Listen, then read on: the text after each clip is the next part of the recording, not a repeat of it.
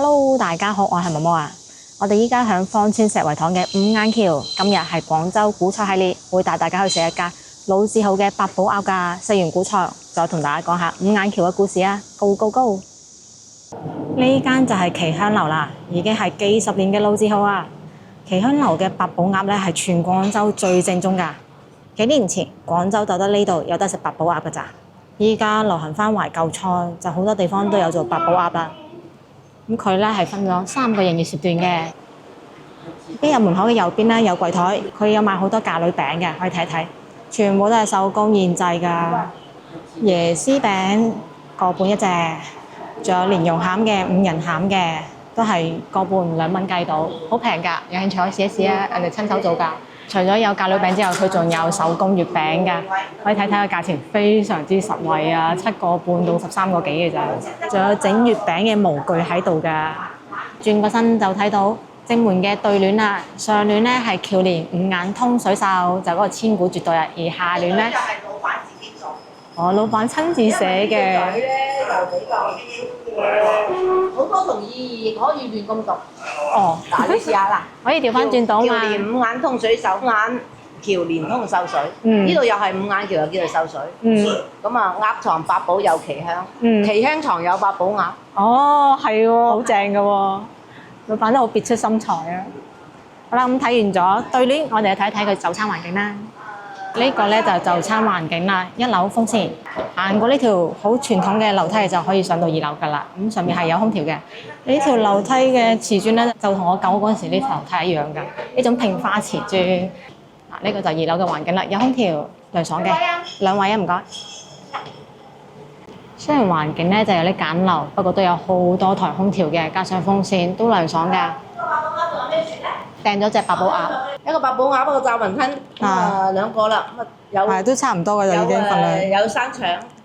如果你話我食半隻鴨留翻半隻走嘅，咁你咪叫多個咯。好識諗啊，老闆，你已經幫我度好晒啦。唔打包走嘅，咁你就費浪費啦。係啊，因為佢隻鴨份量好大嘅。實際嘅。好嘅。唔係浪費，因為你嗰2個菜已經足夠啦。係咯，就要鴨同埋炸雲吞就夠啦。如果你唔打包就2個菜 OK 㗎啦。係啊，2個菜得啦。八寶鴨有幾條菜心嘅。佢呢度都好實際㗎，你睇下啲主食都係20零30蚊啊，然之後炒菜就40、50蚊嘅咋，好實惠。碟頭比較大咯，圍餐菜一樣做酒席嘅菜咁大份嘅。你睇幾細？所以你話20、30零40蚊個菜就雖然睇落去唔係話好平，但係你嘅堆頭大啊嘛。其實性價比又比較高嘅。嗱，佢都有得啫煲嘅，啫腸頭啊、生腸啊。喺國外嘅各位觀眾冇得食嘅話，翻嚟一網打盡呢度都有得打盡㗎。有興趣可以試一試。打包可以外賣打包㗎。你如果係唔想過嚟嘅，你咪叫跑腿幫你買得㗎。OK。OK， 好，唔該晒。我就嗰2個就啦。好嘅。嗱，我哋睇一睇菜單。幾廿年㗎啦。以前啲菜10零20蚊一碟㗎啫喎。係啊，所以已經黐咗。其實幾蚊雞幾蚊都有啊。所以改價改到呢度已經4、5浸㗎啦，已經。最早前嗰10年都80蚊隻啦，八寶鴨。材料又貴咗㗎嘛。係。隻鴨都已經係買隻毛鴨翻嚟都要60幾啦。呢度嘅材料，幾廿蚊材料塞入去，人工賣8、3蚊，其實唔賺得幾多錢啊！呢個菜所以冇人做，出邊冇人做，要做都賣到成200蚊。咁你人工貴啊嘛，燉4個鐘頭，係嘛？係咯，燉4個鐘，咁你幾點鐘要開始準備啊？5點鐘湯鴨。哇，好犀利喎！咁啊起骨之後又要炸又要燉，又煮餡。就係都辛苦嘅，唔係話純粹好簡單嗰啲好冇功夫嘅菜式。簡單就大班人做啦。呢啲係耗時嘅嘢，就而家相對嚟講就冇乜人做㗎啦。最好啊預製啦，預製加熱可以啦嚇。嗰啲又唔同一樣嘅味道咧，手製係手有溫度㗎嘛。做翻我哋應該做嘅嘢。你話好創新，我哋冇㗎啦。因為呢啲地方交通唔係好方便。而家咧就好似好多人都係外邊導航手入嚟咧。係都係咁。咁但係呢度叫做山清水秀，好靚嘅，綠化又裝啊嚇，全都舒服嘅。居住啊幾好。係啊，好舒服。加上樹木多，但係有啲蚊。咁你越傳統嘅環境係越咁㗎啦。咁啊加上呢啲傳統嘅菜式係一成個係環境係食埋出嚟㗎嘛，舒服嘅。所以就好多謝你先嚇。係嗰2個菜夠啦，好唔該晒。你上2個菜啊？好嘅。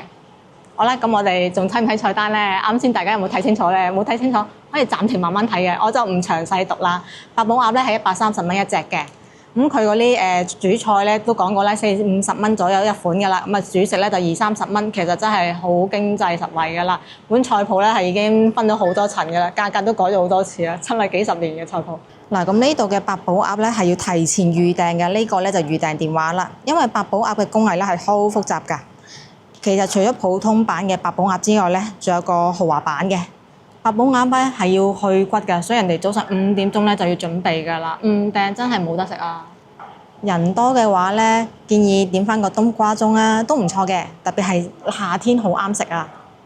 呢隻咧就八寶鴨啦，價值130蚊嘅，上嚟嗰陣時咧係好完整嘅，你睇個頭。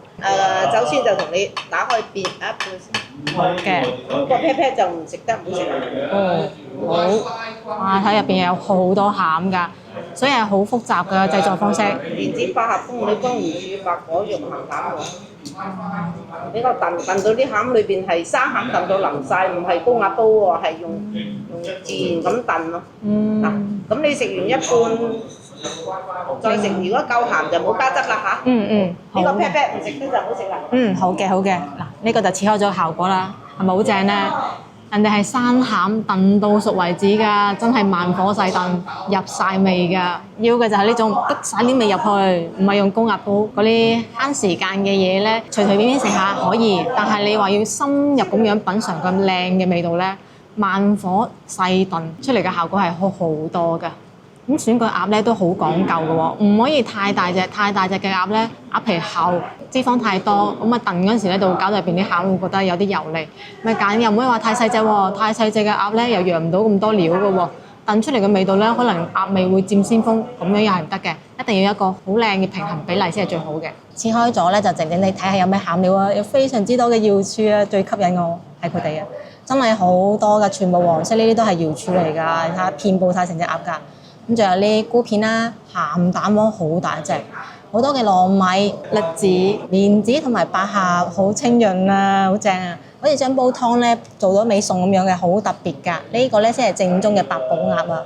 我做一個豪華版，就會多少少更加貴嘅材料咯，例如蠔豉啊，或者試試嘅味道啊。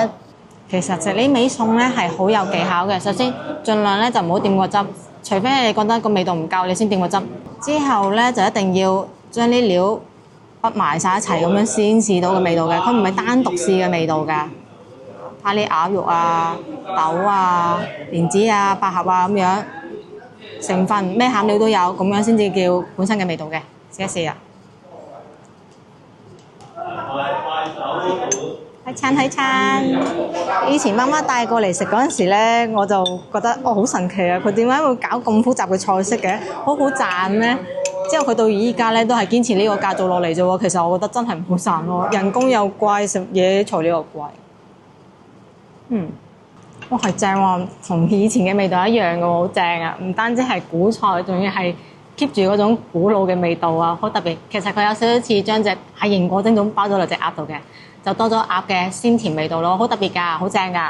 佢揀嘅糯米就好香啦，人哋啲米咧有嗰種天然嘅糯米香味正好多㗎。依家有好多地方咧，嗰啲米用得好差，然之後啲料咧炆到真係好腍好正㗎。蓮子百合咧好粉㗎，佢呢啲瑤柱啊係有鮮甜味道嘅，好捨得放料啊，真係啊！其實呢個價咧，一群人過嚟試一試抵㗎。你話一兩個人先至話覺得貴啫，圍到人均即係50-60，又唔知食唔食得晒嘅情況下。但係如果你叫多幾個朋友仔過嚟試一試呢種古菜啊，佢係好值得傳承、好值得試一試嘅味道嚟㗎。同埋用料好靚啊，睇下全部都已經炆到爆晒、淋晒，好好味嘅。鹹香味為主，咁啊夾雜住好多唔同嘅餡料嘅清甜味㗎，好特別㗎。如果真係好重口味嘅話咧，先要淋嗰個汁嘅咋。質感好綿軟，好軟滑。咁佢鋪底咧仲有啲蔬菜㗎，所以食嗰陣時咧想尋求一下其他嘅口感，可以食翻條菜咁樣就可以轉變一下啦。其實佢啲菇咧係好出色、好滑同埋好有菇香味㗎。佢係比粽咧好食好多㗎，因為佢嘅鴨肉咧好豐富，有好濃郁嘅鴨香味㗎，好好味㗎。佢個汁有少少似炆鴨嗰種汁嚟㗎，味道咧係比較鹹咯，我覺得真係要好重口味嘅先要點呢個汁，唔係嘅話咧直接食啊，咁樣係最香最正㗎。我覺得個味道正宗得嚟，真係廣州食過嘅最好食嘅八寶鴨啊！當然你話用嗰啲珍禽異獸啊，或者係擺好多名貴嘅山珍海味嗰啲啊，幾百蚊嗰種啊，比佢好食都理所當然啦，貴佢咁多倍。但係佢已經係將呢啲食材發揮得淋漓盡致，好好味嘅啦。佢已經做到咗係呢個價位入邊超高性價比嘅味道啦。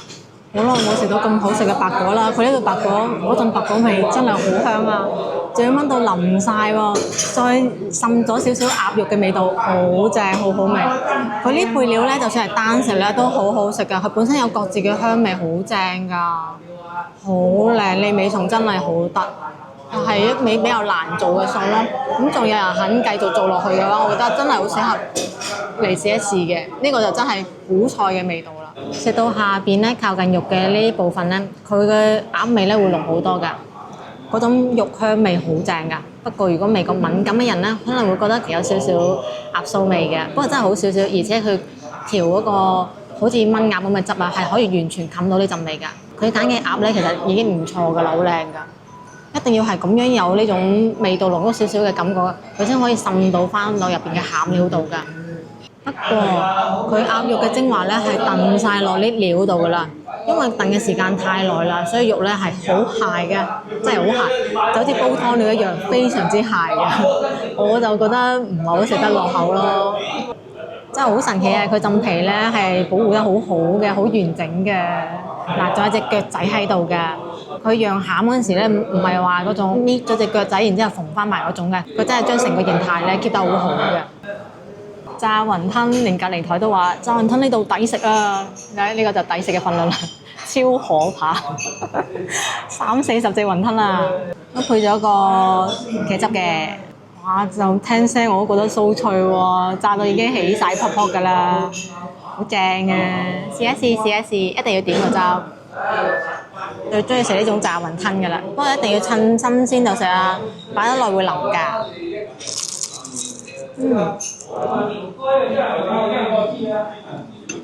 好脆啊，而且係酥化脆啊！佢用嘅油靚嘅喎，唔好睇佢話咁舊嘅店喎，人哋用啲油唔差嘅喎，好奇怪味道係香嘅。我中意佢嗰個汁啊，唔係嗰種非常之濃嘅，搞到個酸味啊嗰種太搶風頭嘅。佢汁咧係調稀咗㗎，咁樣你點完之後咧係食翻到炸雲吞本身嘅味道㗎，唔會搶風頭。正。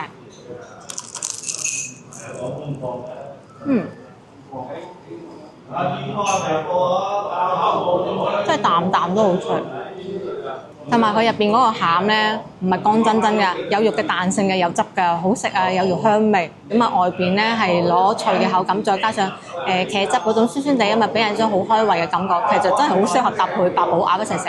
食得多咧可能會有少少膩嘅，咁呢個時候咧需要你解膩嘅嘢啦。咁啊炸雲吞就啱晒啦，好適合做呢個搭配。咁樣一餐落嚟咧，其實200蚊有找，可以叫起碼4個朋友仔過嚟一齊食啊！我覺得咁樣人均條數咧唔貴，你可以睇到呢種山清水秀嘅廣州景。一陣咧亦都會帶大家睇一睇五眼橋嘅呢份炸雲吞，真係做得好出色㗎！佢個皮咧係酥化，酥化咧就唔會揞口嘅，而且唔係話純粹齋脆嗰種食得多會熱氣嘅感覺。呢種唔係酥化係好好食嘅一種口感嚟㗎，而且佢俾嘅肉咧係比較多嘅，睇下幾大嚿肉，唔係嗰啲好孤寒嘅咧，俾個手指尾咁多都有肉嘅咧，仲要乾真真嗰啲。佢呢個炸雲吞真係做得好出色啊！嚟到一定要點啊，性價比非常之高啊，好抵食啊！都係好食過攞咗好多年米芝蓮嘅吳財記㗎。黃沙嗰間咧，其實咧佢嘅雲吞麵我都覺得麻麻地嘅，佢就得個撈麵還算唔錯啦。炸雲吞真係唔好試，佢就係乾真真嘅炸雲吞嘅代表啦。呢個咧就有彈性，好食。呢個真係酥化好多，正。4個人以內咧，我覺得嚟到奇香樓都係好似我哋咁樣點啦。你睇佢每一份嘅份量咧，好大㗎。學老闆娘話齋，我哋碟頭係非常之大㗎，真係大咧。4個人以內點呢2味餸咧就足夠㗎啦，足夠試到味道，亦都足夠食得飽㗎啦。嗱，我咪埋咗單啦，156蚊，3蚊雞茶位。你西關嘅？啊，係啊，咩聽得出添？係啊，西關嘅。打包咗半隻，份量真係好大啊！我係咁大個打包盒啊，正啊！今晚嘅餸有啦。食飽飽啦！今次嘅廣州古菜咧，我覺得真係好好味，而且好抵食啊！佢呢度做嘅咧係真係最傳統、最地道嘅味道。依家有好多餐廳都會有呢幾味餸嘅，但係已經改良過，比較新式嘅味道啦。如果係想試傳統古菜係咩味嘅話，建議都係嚟茄香樓啦。而且佢性價比高啊，份量咁大係好抵食㗎。咁我哋依家食飽飽，出去行一行啦，睇睇五眼橋啊，繼續講講五眼橋嘅故事啊！Go go go！茄香樓門口出嚟嘅呢條路，一直行落去，出發啦！飯後散個步，講下古仔。大概沿住行咗百幾米，就會見到呢個大新大雅嘅舊址啦，係以前嘅當鋪。但係淨係睇外邊佢嘅花紋啊、屋頂啊，都睇得出嗰陣時係好豪華嘅。佢有2間屋組成㗎，中間有個連廊仔，不過而家大門緊鎖，就入唔到去睇啦。呢度嘅當鋪咧，有冇發現咧？同廣州市區嘅當鋪係唔一樣嘅喎。個建築風格咧係古老好多㗎。旁邊咧就會見到五眼橋村最出名嘅五眼橋。五眼橋正式嘅名係叫做通福橋，因為有5個橋窿，所以又叫做五眼橋。其實仲有好多個名㗎，又叫秀水橋或者利公橋。呢座五眼橋係明朝萬曆年間起嘅，清朝嘉慶年間就重修過，係古時候廣州同佛山之間最重要嘅商道。當時橋嘅兩岸都好繁榮㗎，有好多嘅茶樓、店鋪同埋當鋪。明朝萬曆年間嘅戶部尚書李代文退休之後咧，就響省城廣州開咗間賣雜貨嘅商行。因為佢阿媽係住響鹽步嘅，佢咧就經常要由廣州去鹽步，每次都要經過呢條秀水河。以前秀水河咧就冇橋嘅，全靠撐船嘅擺渡。當時嘅撐船工咧就叫做潘伯，佢人好好㗎。有時客人帶唔夠銀兩，佢就會收少啲，或者叫佢下次先俾啦。有次李代文咧就帶住一包銀兩嚟坐潘伯條船，點知落船嘅時候咧就唔記得咗攞。客人落晒船之後，潘伯見到有袋嘢，打開一睇，哇！原來有成50兩銀㗎。李代文返到阿媽屋企之後，先醒返起賴低咗袋銀兩，咁佢就諗啦。成條船咁多人，肯定俾人執咗啦。不過李代文話晒都係前戶部尚書，對於佢嚟講，50兩銀都係濕濕碎啦，所以佢都冇放喺心度啊。點知坐船返省城嘅時候呢，潘伯就俾翻袋銀兩李代文，李代文就好感動啦。佢心諗，潘伯咁窮都可以做到咁無私，自己都做到戶部尚書啦，一定要為老百姓做多啲事。咁李代文呢，就響秀水河呢度起咗呢條橋啦，方便村民過河。除咗呢座五眼橋之外呢，祖廟門樓同通濟橋都係李代文出錢起㗎。其實呢個故事仲未完㗎喎。五眼橋起好嘅第一日，李代文就好開心啦，響橋邊寫咗個上聯：橋眼五通連水秀。呢個上聯呢，到依家都被稱為千古絕對㗎。睇落去好似好簡單咁嘛，其實呢，可以調翻轉讀㗎。秀水連通五眼橋，依家五眼橋嘅旁邊呢，係有個石頭㗎，上面呢就刻咗千古絕對啦。有興趣嘅可以過嚟睇睇啊。李代文呢有個愛好，就係特別鍾意出對聯考人。佢響佛山祖廟都出咗一個上聯㗎：鳳迎湧出三尊地。當時好多人都對唔出啊。後嚟呢，就俾一個補鞋仔對出咗下聯啦：龍勢新城一洞天。依家呢幅對聯呢，就掛響祖廟正門嘅嗰度。咁呢啲呢，都係題外話，我哋講翻五眼橋啦。李代文出完對聯，見到冇人對到，就好開心咁樣騎馬過橋啦。點知就見到潘伯坐響橋邊度乞食喎，就去問潘伯發生咩事啊？點解會變成咁嘅？潘伯就話：你起咗條橋，就等於打爛咗我飯碗啊！依家冇錢食飯啦。李代文咁先醒返起，冇考慮到潘伯嘅再就業問題。之後李代文就借咗一筆錢俾潘伯，響橋旁邊開咗間茶寮。因為五眼橋係廣佛之間最重要嘅商道，所以潘伯生意就越做越好啦。最後就發咗達咯。講完咗五眼橋嘅正史，又講下五眼橋嘅野史傳說啊。相傳五眼橋呢度嘅秀水河底有一個缽，係法寶嚟㗎。如果水清嘅時候呢，係可以見到水底有個缽影㗎喎。所以呢個位置呢，就叫做缽底水。後嚟呢，就覺得缽缽聲唔好聽，就改叫做背底水啦。背底水呢個名呢，就係咁嚟嘅。大家有冇發現呢？五眼橋呢度係冇護欄噶，會唔會覺得好危險呢？相傳曾經有個人喺五眼橋上面一唔小心就跌咗落水，差唔多要浸死啦。突然間背底水嘅嗰隻法寶缽呢，就浮咗上嚟，托住嗰個人上咗岸，之後又慢慢沉翻落去背底水。最神奇嘅係，自從呢個人之後，幾百年嚟都冇人喺五眼橋上面失足跌落水。當然講嘅係唔小心失足跌落去嗰種，自己專登跳落去游水嗰種就有嘅。所以呢條五眼橋根本就唔使起護欄啦。呢隻法寶缽呢，其實係廣州10大法寶之一，佢真正嘅作用就係另外一個傳說啦。呢個傳說就以後有機會再講啦。行過咗五眼橋，我哋就向右邊行，會見到一條好清幽嘅小路啊，好正啊，天然搭成嘅喎。兩邊呢，其實係民宅嚟嘅，仲有超級無敵多嘅植物啦。五眼橋嘅旁邊呢，就有一條鐵路，一直去到石圍塘㗎，叫做廣茂線。嗰邊依家呢都開咗地鐵啦，11號線嘅石圍塘站。呢條呢就係鐵路廣茂線啦。有冇大家以前嘅記憶呢？嗰陣時呢喺廣州係坐火車通往省嘅各個地方㗎。咁依家鐵路呢就冇咗以前咁繁榮㗎啦，所以呢種綠皮火車嘅鐵路呢，好多就已經唔要㗎啦，廢棄咗㗎啦。芳村呢亦都進行咗好大面積嘅大拆大建啊！咁樣睇睇呢度近距離建築同遠方嘅嗰種高樓大廈，咪差好遠呢？因為呢個大拆大建啱開始，呢度嘅大部分地區呢都只不過係推倒緊，仲未開始起嘅。但係依家嘅大拆大建呢，福利真係比以前好好多㗎啦。呢頭嘅呢啲屋呢，如果依家賣出去，就係值2萬蚊一方㗎咋。但係如果政府肯徵收，就值56000蚊方啦。